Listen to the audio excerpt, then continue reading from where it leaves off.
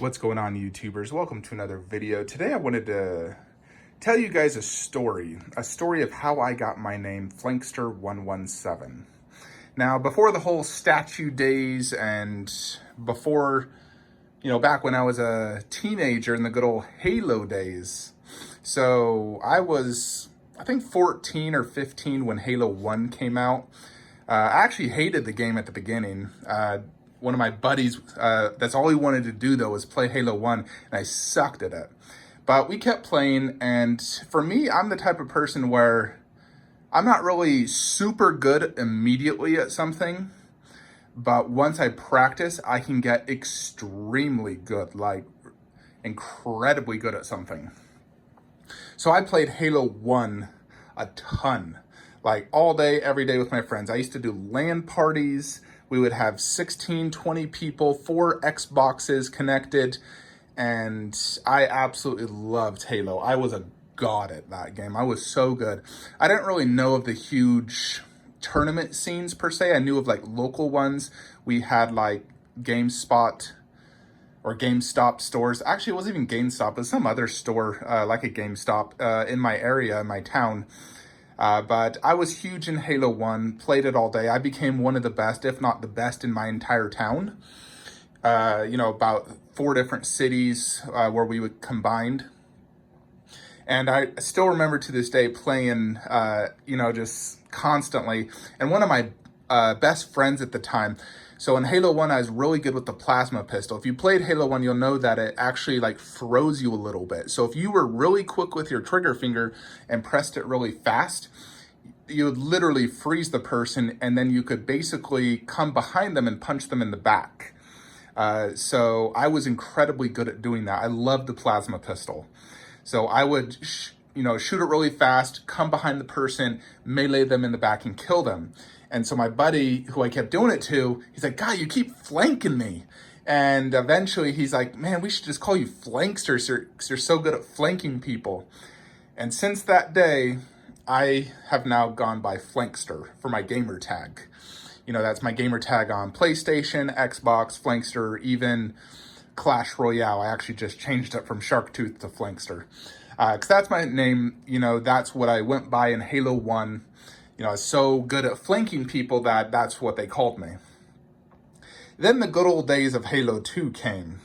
Now, this is sort of irrelevant to my name per se, of what I'm telling you, but I did want to tell you about my Halo days. So I was huge into Halo 2. Obviously from Halo 1, Halo 2 became my favorite Halo game, without a doubt. And that's when Xbox Live came, it was on. So I played Halo 2 all day, every day. I got my team. I still remember to this day the name of my team. We had my best friend in Halo was BC07. Now, I don't have his contact information anymore, unfortunately. I wish I did. I actually spoke to him about 10 years ago. He called me out of the blue, but I changed my number since, and I don't have his contact information. I really wish I could, get in contact with him. So BC07 out of California, if you ever watch this video, please contact me. I'd love to chat and play some games. And then we also had Art and Bentley. We had this online team, and we were so good together. And then MLG came out. MLG stands for Major League Gaming.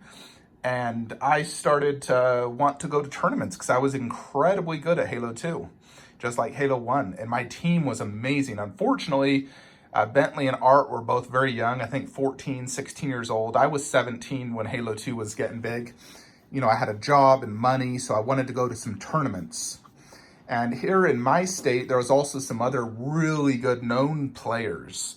And I eventually was able to basically go game with them. I went to some local LAN parties, and they were very impressed with me. And so like a month later, after playing with them several times, they actually invited me to a tournament out in Las Vegas, Nevada, MLG. So my team went to MLG. And I didn't really play a ton with them. We only practiced a few times as a team, but all the major teams were there. The Ogres, SHK, there was all the big guns were there. And granted, my players were all very good on their own right, and they were famous. I was a no-name at this time. But we did incredible. We actually took 4th place at MLG Vegas. I was so proud of myself and our team, and the fact that we didn't practice at all and we took 4th place at a national gaming tournament. I was so proud of myself. And so at that point, I wanted to go to more MLGs because I had so much fun. So I teamed up with another team because my local team didn't really have money to go to other tournaments. So I teamed up with another famous team and we went to MLG Seattle. And again, took 4th place. And I was like, wow, with some more practice and whatnot, I could, get really, really good. So that team, here's the thing, when you game a lot, I notice people, I actually had like anger issues. I get mad if my teammate would fail me. I can't believe how stupid, I'm mad I'd get such simple things. And then teammates would argue and whatnot. So I kept switching teams, to be honest. My online team was actually my ultimate team, the one with Art, Bentley, and BCO7. But eventually, I never got to truly go to a tournament with them, but I did go to a tournament with BCO7. But then I also went to MLG New York, MLG Dallas, and MLG Anaheim. And eventually at MLG Dallas, I actually got sponsored by Red Bull and Monster Energy drink, because I started to get popular, well known, people knew I was very good. And so I sponsored for my last 2 tournaments where they basically, and also MLG New York, I got sponsored by a clothing company. So they basically paid for my hotel, some extra cash, the entry fee. I had to wear their shirts, got unlimited Red Bull and Monsters and whatnot. But I had an absolute blast playing Halo 2. It was a time of my life, from ages 17 to 19, playing video games all day. In essence, I was a pro gamer. Loved it. Then that era ended and went to serve on a Mormon mission for 2 years in the Philippines. So that's how I speak Tagalog fluently. And I haven't really professionally gamed since. I did play some MK9 somewhat competitively for a while, and MK10, a lot of local tournaments.